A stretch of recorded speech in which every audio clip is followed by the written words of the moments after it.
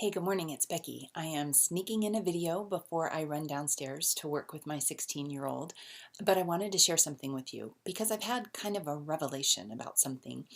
I've always had this aversion to, fear of, and distaste for preparing for tests, specifically tests like SATs or college entrance exams, etc. It's kind of one of those things that homeschoolers don't like to do.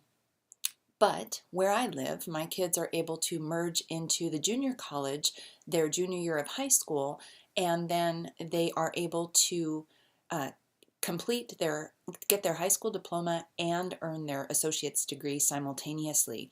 So our 16-year-old's getting ready to take that entrance exam. Actually, it's more of a placer exam next week. So we've been doing lots of reviewing, lots of hedging up, lots of test taking skills. But it's been an amazing experience. So I wanted to show you two resources. The first is the backside of the book, Vocabulary Guide, Vocabulary Vine, a spiral guide of Latin and Greek roots, and Up Your Score SAT, the underground guide, how to outsmart the test. Revelation. As I'm going through this Up Your Score SAT guide, there is a page in there that has the math broken down into the three core areas of math: arithmetic, algebra, and geometry. Ladies, these are the core areas of math that your kids need to have a foundation in before they graduate high school, especially if they're college bound. And honestly, most of us don't need fancy textbooks. We just need to know a basic list. What is it that we need our kids to learn?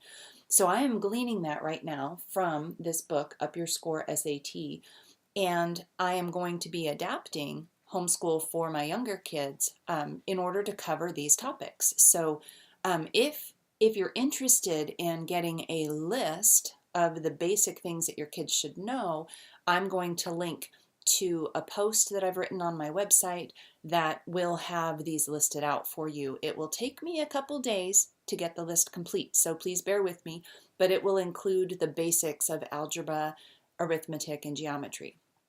And that's math.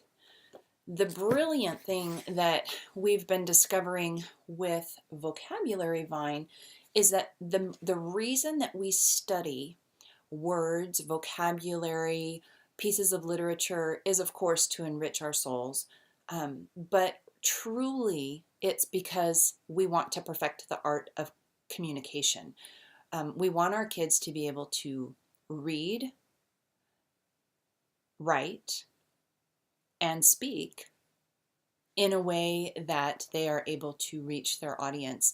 And so by using a book like Vocabulary Vine, all this is it teaches 108 of the Latin and Greek roots, things like telemetry, gram, that once the kids learn, they can decode over 100,000 different words in the English language. So if they know that tele means far away, then when they look at the word telescope, if they've never seen that before, they would know that it's something that you would use to see far away. So anyway, as we're preparing for the tests, it's bringing me back to the roots. What is at the core? What's at the core of what I want my sons to know, and maybe you might want your kids to know by the time they graduate high school? One is that they have a solid foundation in mathematics.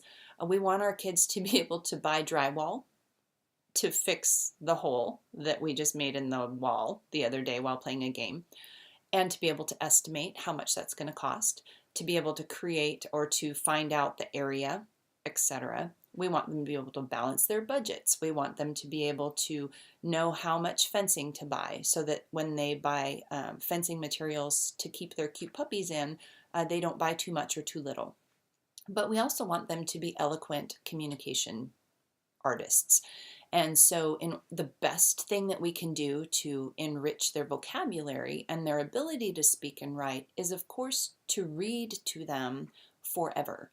read aloud stories and poems and poetry and literature and scripture and anything that you can get your hands on, anything that will hold their attention.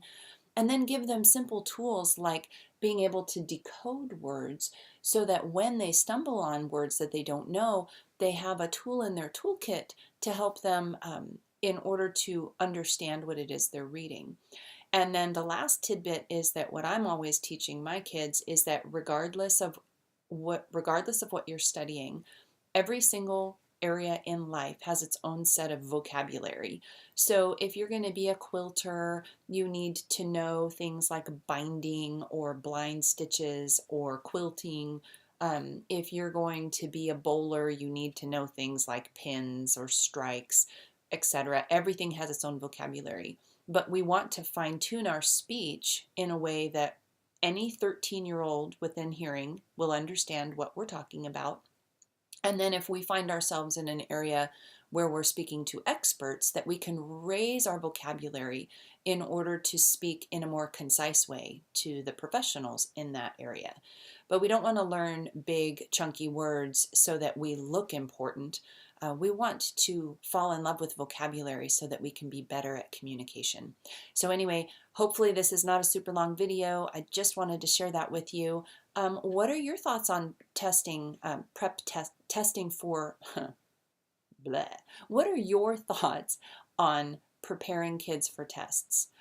Maybe there are some golden nuggets hidden in there that you might want to reconsider. So anyway, have a great day. I've got to go down and we've got more testing to do.